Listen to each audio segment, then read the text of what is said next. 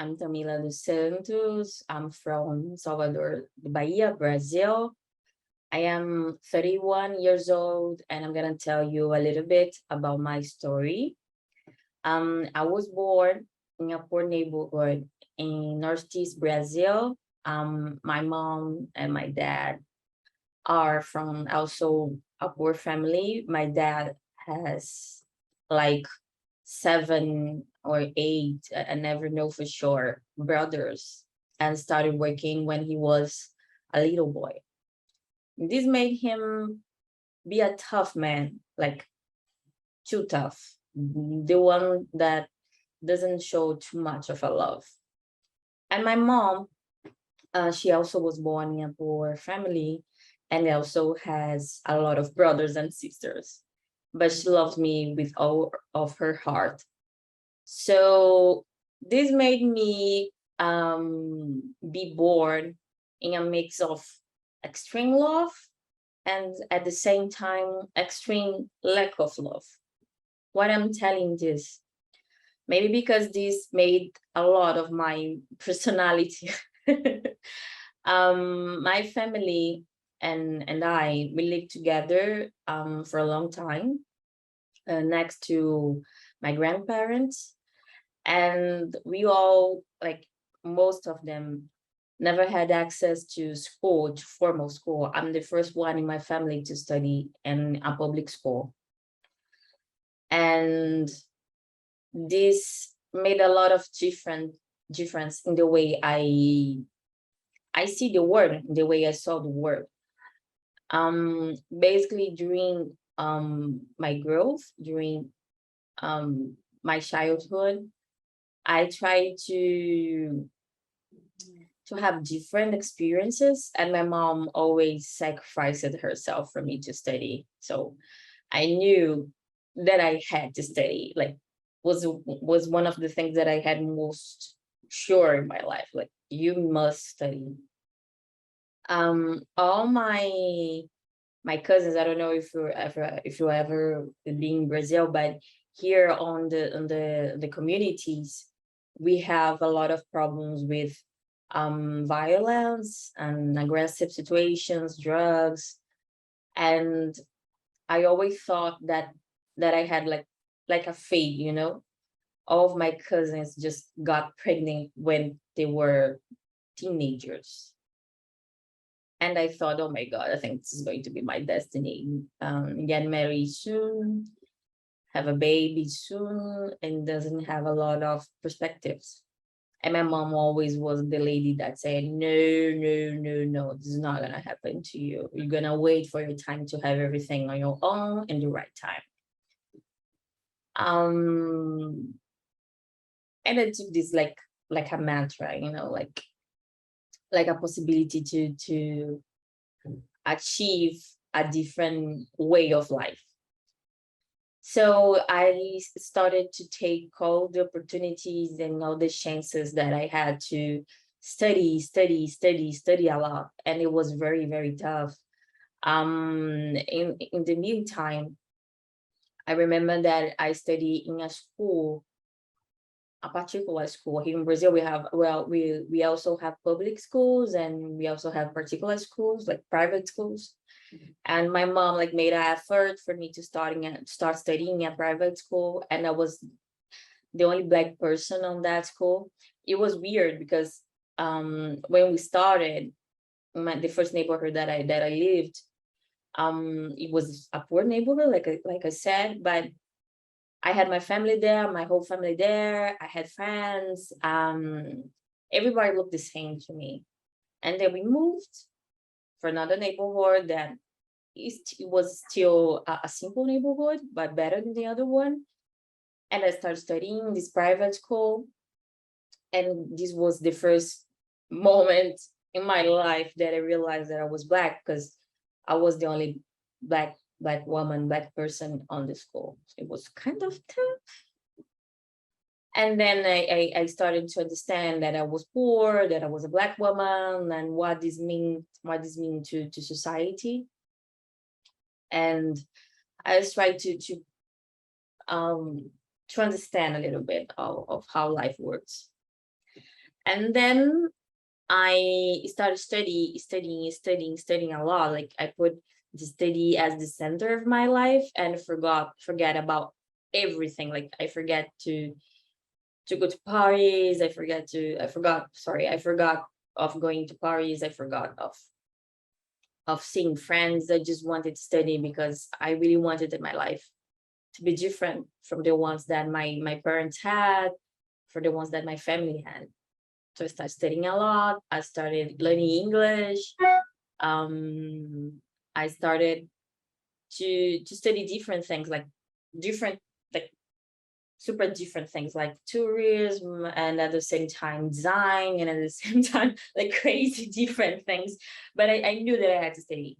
So when I was starting to study to college, I knew that what I wanted to do was something that it was meaningful, that lead to an impact that may change the lives of people, because I really suffered a lot to have access to basic stuff. So I chose a career of social impact. Like basically, I'm a social worker. I have a bachelor in social work and study different elements of social studies, Marxism, social sciences, politics, and then I enter in the world of social innovation. Um, I went to study in international school. I won a scholarship. I already had won like different scholarships all my whole life, because my mom couldn't pay for me to study anymore. So I started to won some scholarships and tried to and get it one. And this basically changed my whole life. Like I went studying in another city, that's São Paulo. I'm from Salvador, so I went studying São Paulo. Like they basically said, Tamila, you won a scholarship of 70%. So you know how much it worth your education. And I was like, okay, I'm gonna try.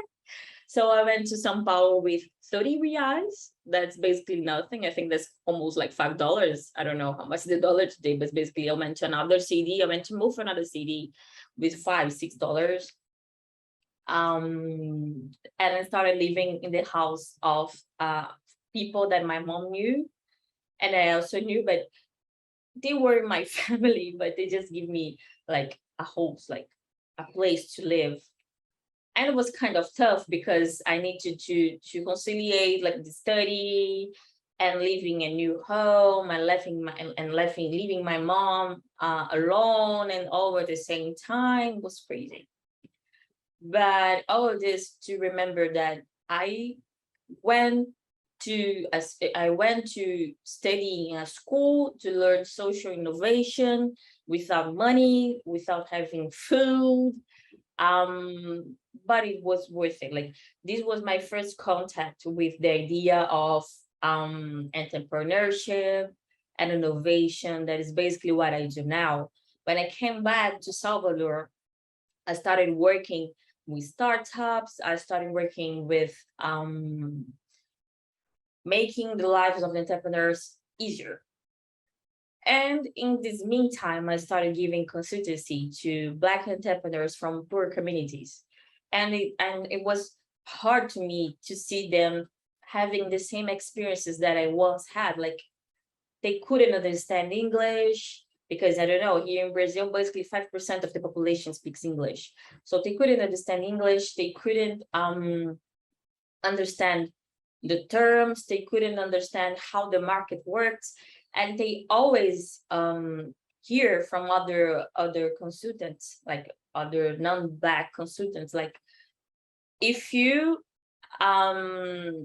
is a Black person from a poor community, basically you should work like this, basically you should think like that. And I thought, oh my God, this is my whole story in front of me again. Like basically they are saying you have a fate, that you must face it, and you only have this possibility of life.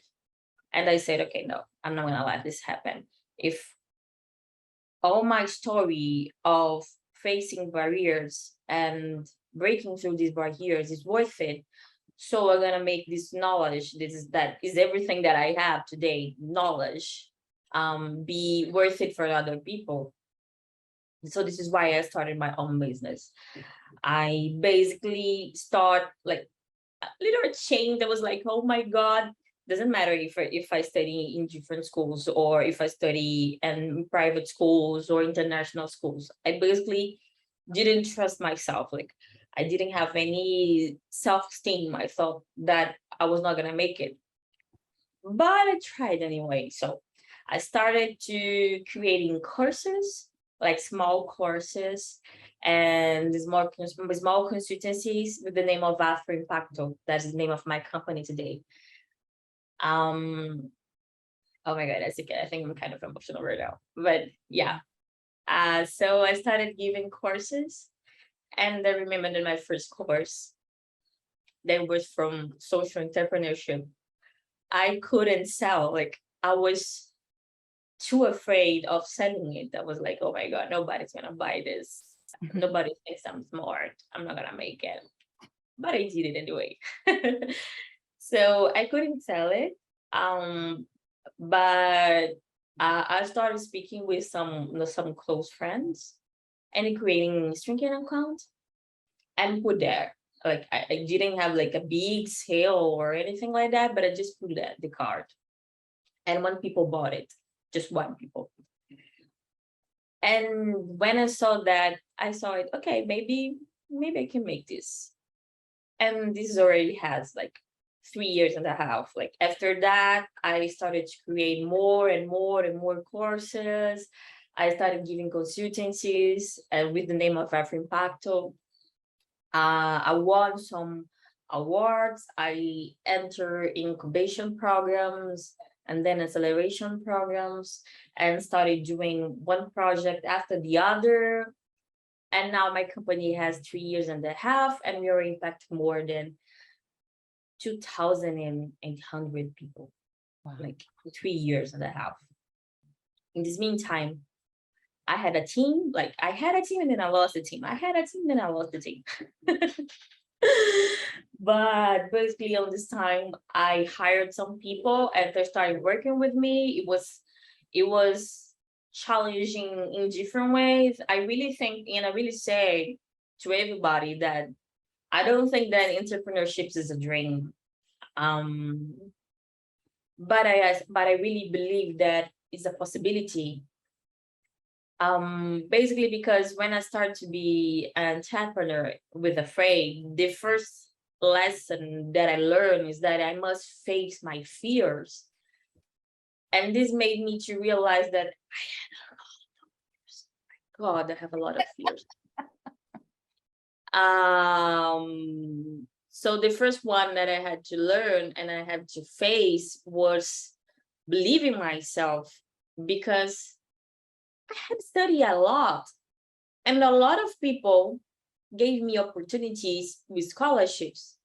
I could win a lot of scholarships, and I could survive of 3 months living in a house to study without food. So I could have the possibility to change the lives of my family. So how this girl can be smart, just a girl must face that. So this was the first fear that I had to postpone as an entrepreneur. Like, I'm a Black woman here in Brazil. We have a really racist country that doesn't see women and education as a positive thing, as a possible thing. Black woman and education is basically an impossible thing in the minds of a lot of people. And so this is what made me fear the most, to put myself with the face of a Black woman that is a smart girl that can teach in an area that is basically masculine and basically white in my country. So I said, okay, I'm gonna do it, and did. So I started doing courses, and and then came the second challenge, that was putting my face out there. was basically record a video. I wasn't able to see myself in a video. I was like, oh my God, so I started putting my face on a video. It was so hard because I needed to deal with my self-esteem, with the possibility of seeing myself as an authority, like as authority in the subject that I was speaking. So the second challenge that I faced was to put my face out there, start recording videos, starting to do stories, start to design cards, and putting my social media on. So it was really tough in the beginning because I thought that everybody was going to say, oh my God, yes. But I did it anyway. And there are more to challenges that for me was very meaningful. That the third thing was the leadership.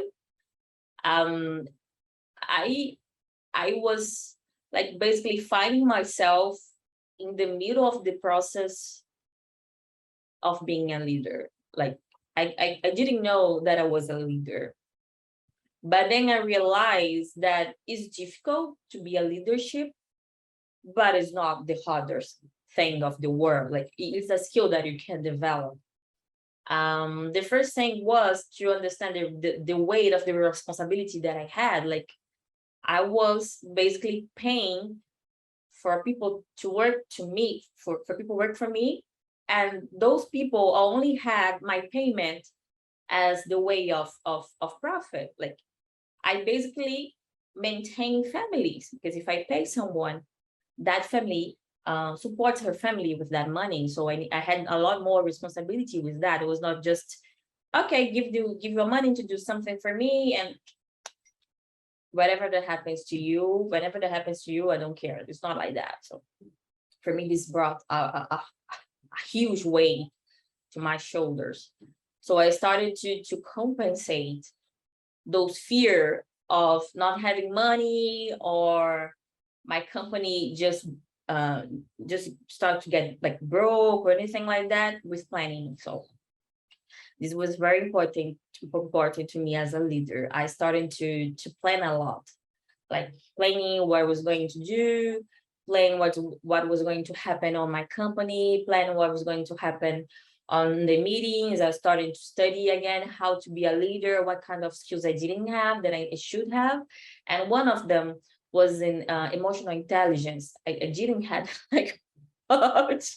I didn't have like much. Like, so I needed to develop emotional intelligence to deal with different subjects, because sometimes when we are in the front of a business, we forget that we are dealing with people, that those people had feelings, that those people had also have the same fear that you have. So I needed to manage that. Sometimes you like, you don't know what to do, and you need to tell those people how to deal with a problem that you actually don't know what to do. So I needed to deal with emotional intelligence, especially to understand, and also to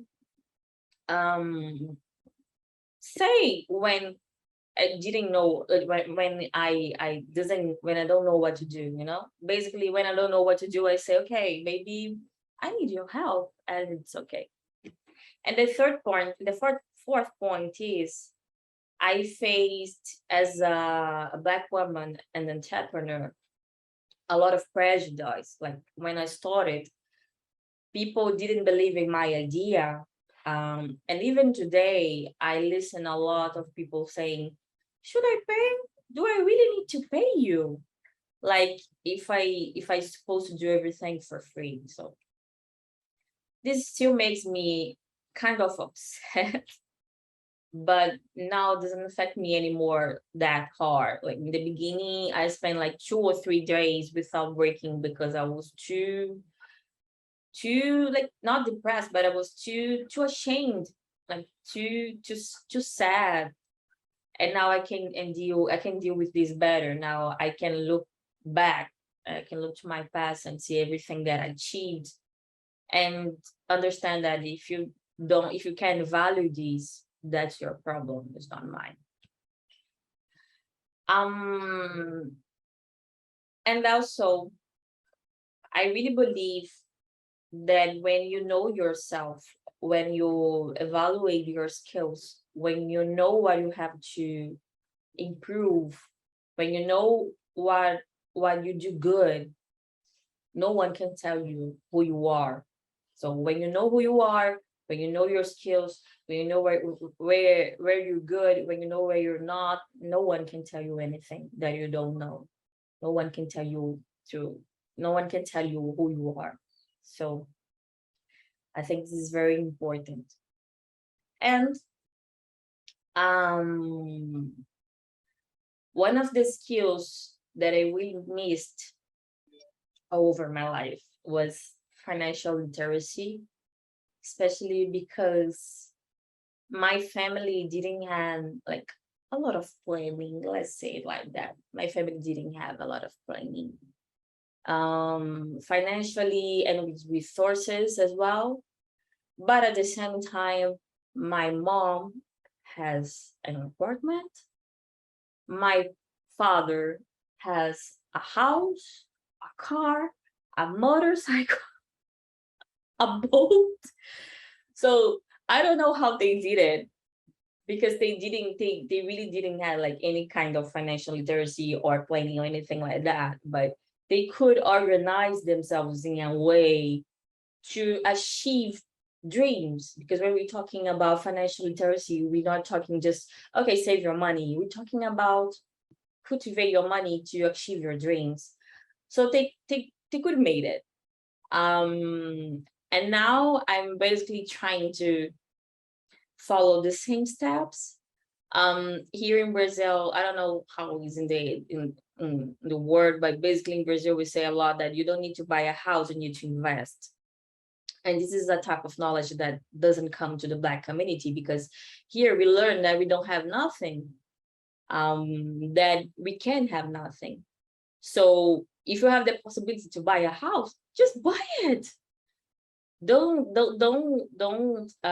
believe that you can save for the future. So in our community, like in the Black community here, basically Black people here, especially Black boys, are the population that dies the most. Like basically 1 hour every 5 minutes, I think a Black boy dies. So basically we learn to think in the present and not believe that we have a future. So today I'm trying to change this mind. I'm trying to actually have a plan for my personal life, not just for my business, and try to lead, try to deal with resources and try to deal with money. People also say here that you're not hungry tomorrow, you're hungry today. And this has been a very huge challenge to change my mind, changing the mindset of my life, changing the mindset of how I see stuff, because this is the first moment of my life that I really can say, oh, I'm not poor anymore. I have resources. I can support my parents. I can pay things for my mom. I can pay international travels for my mom. And this is basically a dream coming true. So I think that if back then I had a possibility to understand that I deserve that we all deserve that we all deserve the possibility to learn how to manage our resources, to know how to manage our money, my present and also my future could be better. Like I'm starting to learn how to do financial literacy now. Like I'm looking for consultants that can help me to manage my money. But I think that the first step of all is to accept that I really deserve to have what I have now. Like I deserve to be okay. Peace. And I think this is so important. One discussion that we always bring to the Black community is how the Black community is with debts, with money debt, because of credit cards. So I think if you have financial literacy since you're a child, you're not gonna have troubles with that. This is kind of advice that I say to everybody. I think that it's important to live in the present, but also important to think on the future, because the future is constructed now. So if you can study, if you can see different possibilities of having financial literacy, if you can see different possibilities of managing your resources, do it now. Invest now. Think about the future now. If you want to buy a house, just buy it. Just buy the house. Don't be afraid of having things, of managing things, especially because we don't know how the future is going to be. So for finish this moment of my story, I must say, and I must tell you a secret. This is the first time that I'm investing my money of taking my mom to outside Brazil. My mom's going to a trip with me. This is the first time. This is the first trip that she's going to have internationally. And I really thought that the best way of spending my money was just buying things. But there's something about experiences that you can buy. So see my mom taking her passport and seeing that everything that she did for me was worth, was the best gift that life could give me. So if you can manage your resources, not just for having things, but also to living things, I think is the best way that you can achieve a very good future.